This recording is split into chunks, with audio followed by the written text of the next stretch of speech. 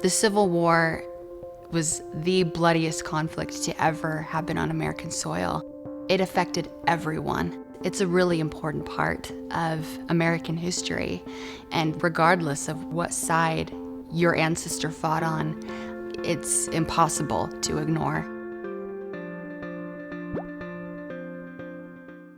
So in doing Civil War research, it's imperative to look in two places, the 1860 census and the 1870 census, because they're snapshots of your ancestors before and after the war. You might see that they had a grand plantation that was perhaps $20,000 worth. And then they're living on the same piece of land in 1870 and suddenly it's worth $1,000. The 1860 census, I think, is especially important in doing Civil War research because it's a year before the Civil War broke out. It also gives you a list of everyone in the family that is of service age. Any men between the ages of 16 and 55 are fair game for enlistment, and those are men that you should be looking for in the Civil War service records. One of the first sets of records that we search are service records. Sometimes you may not actually have a solid idea that your ancestor was actually in the Civil War until you find them in that resource, and then that resource can point you to other records. So the things that you can find are the company and regiment that they served in, what state they served in, what their rank is when they enlisted and what their rank is when they mustered out.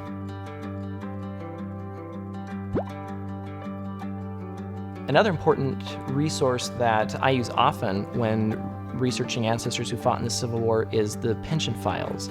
Pension records are kind of like the holy grail of Civil War records. Starting about 1890, a lot of soldiers and their widows began applying for pension benefits.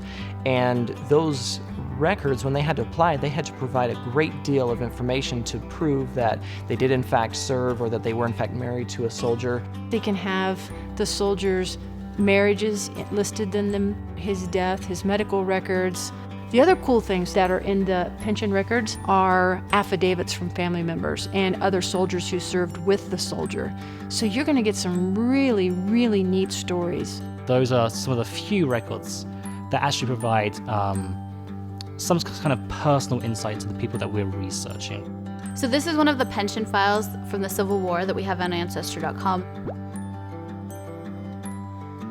This is interesting over here. This kind of shows what a mixed bag you can get, because this is a bill from funeral director, so it actually looks like J.J. Farr has died and his widow is trying to get money from the government in 1927, and so it's saying that this is a bill for embalming, a casket, and a hearse service. So you never know what you're going to get in a pension file, which is why I love the pension files. The records that we have on Ancestry.com are going to lead you to more and more records that are going to flesh out the story of your ancestor. Were they a hero? Were they a color guard? There's so many stories in the Civil War. Just take a look and see what you can find.